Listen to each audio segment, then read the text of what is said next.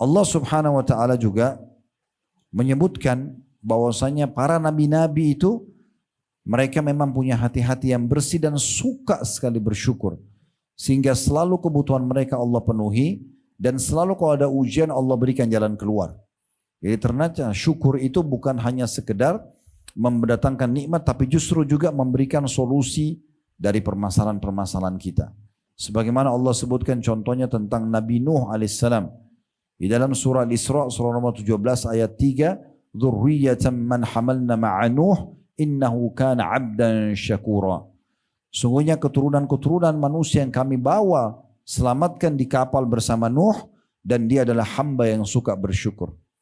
Kalau pernah dengar kisahnya alhamdulillah, kalau belum pernah dengar, di antara pertolongan Allah Subhanahu wa taala kepada Nabi Nuh alaihissalam karena beliau suka sekali bersyukur, dinukil sebuah riwayat setelah beliau 950 tahun mendakwahi kaumnya sebagaimana Allah jelaskan dalam Al-Qur'an, "Alfasanatin illa khamsuna ama."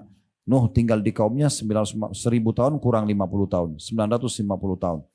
Intinya teman-teman sekalian, Nabi Nuh alaihissalam berdoa kepada Allah, "Ya Allah, saya sudah dakwahi mereka, siang, malam, mereka tidak mau dengar.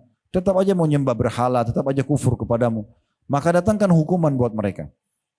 Akhirnya Allah subhanahu wa ta'ala mengirim Jibril dan menyampaikan kepada Nabi Nuh alaihissalam, "Sekarang buat kapal." Buat kapal. Dan waktu itu kebetulan lokasi dakwah Nabi Nuh di padang pasir, nggak ada air. Jadi buat kapal itu sangat tidak masuk akal manusia. Maka disuruhlah buat kapal, Nabi Nuh dengan orang beriman buat kapal. Setiap kali lewat orang-orang kafir dari kaumnya, selalu mengatakan, "Hai Nuh, kamu sudah gila ya? Ngapain buat kapal di tengah padang pasir? Untuk apa?" Diolok-olok.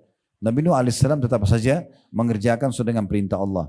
Sampai kapal itu sudah mau selesai, teman-teman, atau sudah selesai kurang lebih, maka tidak cukup di situ, kaumnya menyakiti Nabi Nuh alaihissalam dengan cara mereka sepakat untuk buang air besar dan buang air kecil di kapal Nabi Nuh.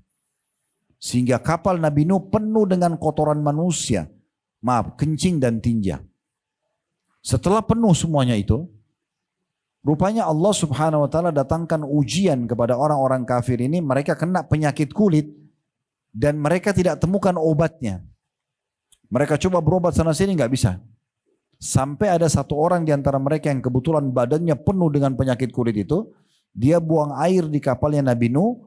Maaf ini kisahnya begitu, dia kepleset jatuh di kotoran manusia yang ada di situ, kotoran orang-orang kafir. Begitu dia keluar, sembuh penyakit kulitnya. Maka dia pun pulang kepada kaumnya heran. Karena orang ini adalah orang yang paling rusak kulitnya, kok bisa sembuh? Mereka tanya, "Kamu bagaimana bisa sembuh?" Dia ceritakan, "Tadi saya kepleset di kapal yang ada kotoran kita. Waktu saya kena kotoran kita sembuh." Maka semua orang-orang kafir datang ke kapal Nabi Nuh membersihkan kotoran mereka sendiri. Sampai kepada cuilan kotoran terakhir mereka ambil, Allah mudahkan sehingga bersih untuk membersihkan penyakit mereka.